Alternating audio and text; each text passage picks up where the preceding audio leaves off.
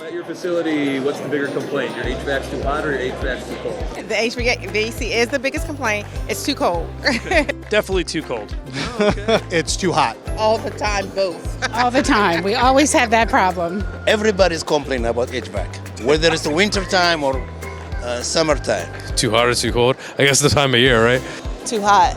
Everybody has hot flashes in my office. Their blood pressure is high. I believe our HVAC is too hot. It depends on the time of year, but this year it's right now it's hot, too hot. It's either too hot or too cold. That's a good question. It depends on the time of the year. Jeez, it depends on who you're talking to because we can never make anyone happy. So it's that juggle. So